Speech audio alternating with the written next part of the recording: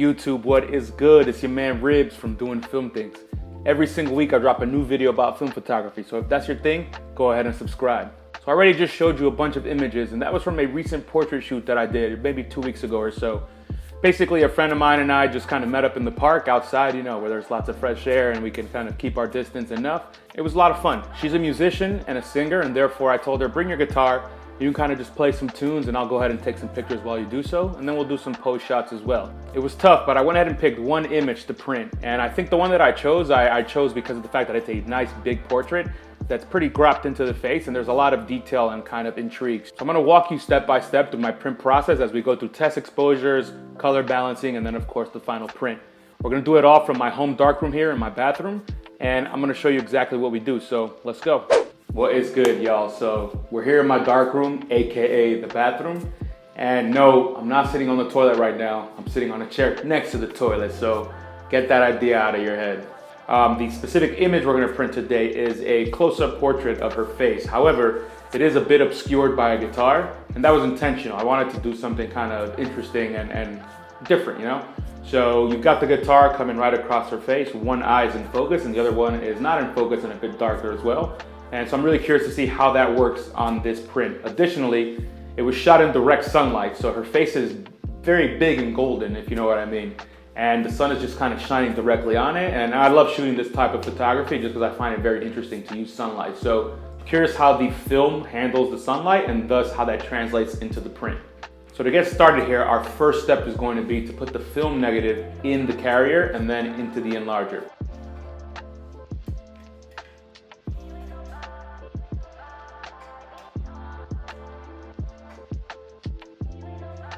So we've got the negative in the enlarger, and the next step is to find the focus using the micro focus finder. Before I do that, I kind of just want to talk about the film itself. This is my first time printing any image that was shot on Portra. And of course, Portra is very well known for having really good color rendition and obviously being ideal for portraits as well. So I'm really curious to see how this works out on the print. Of course, we've got a person, so I'm really curious to see what the skin tones come out as. But also, I'm curious to see how that golden sunlight translates onto the skin as well. I really have high hopes here for Portra, so I'm really hoping that it delivers on all fronts. Let's go ahead and find the focus on the shot.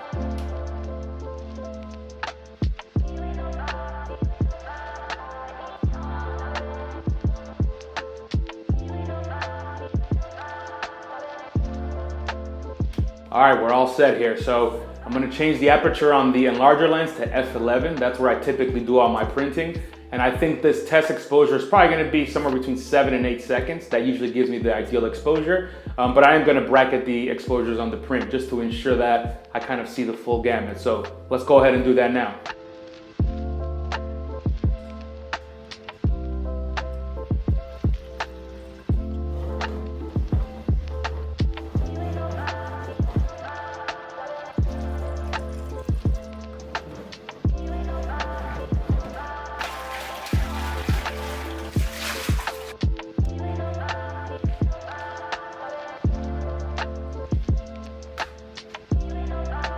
So as you could probably tell on the test exposure there, you couldn't really see the different exposures. And I think that's because the bottom part of the image might be bright, and therefore, even with the compensated exposure time, it still looks as bright as the other part. Nonetheless, the darkest part of the image I think is what looks best, and that's what you see up by the forehead of the person. So, and that was around 8 seconds. So that's the one I'm gonna do. I think 8 seconds is gonna give me the exposure that I'm looking for. Let's do another round of test prints here, but this time I'm gonna start messing around with the colors as well. On the print, I can see a very clear yellow cast, so I'm gonna go ahead and remove that by adding more filtration on the yellow. Additionally, I do want just a bit more magenta in my image to really bring that skin to life. So I'm going to remove some of the filtration from magenta just to allow a bit more of that to come in. Let's go.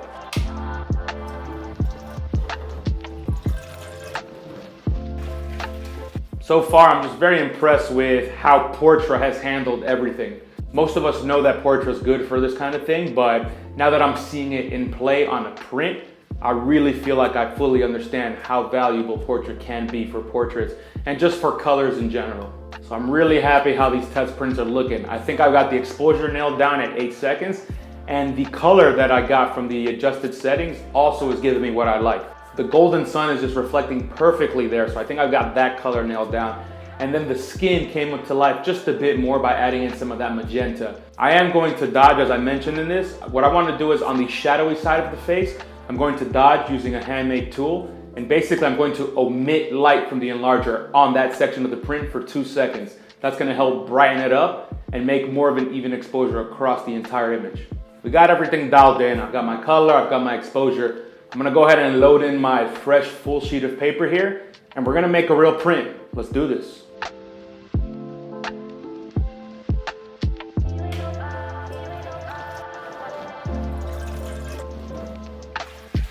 Printing is so much fun. This print came out exactly as I wanted. Got myself a full print here, colors look good. The dodge brought up the exposure just like I wanted, and at this point we're done. I'm gonna make one more copy, and then I'm gonna let both of them dry. Yo, so that was a fun darkroom session. I've got some gloves on, so it's time to show you the print itself. This is the final print right here. And basically, as you can see, it's a nice full-size image of her face. And I love the color balance on it, as I mentioned. It's gonna be tough to see through the video, of course, but the point is, I've got the golden sunlight shining on her face very nicely, and then her skin is looking nice and lively as well. So the little bit of dodging went a long way, and generally my color adjustments I think nailed exactly what I was looking to do. I can't tell you how happy I am that I went ahead and invested in this home darkroom setup. It's a bit of a pain in the ass setting it up and taking it down every single time, but that's all right. It's part of the process, and it's part of what makes this nice and fun. You know, I really feel like I'm doing something very DIY, and I'm making the most out of the tools and the space that I have. So again, if you're interested in setting up a home darkroom, check out this video above so you can see exactly the equipment that I own. And I fully encourage you to jump in and try to do this as well.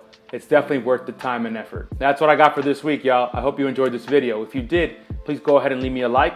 If you want to see more videos like this in the future, definitely don't forget to subscribe. Until the next video, y'all. Peace out.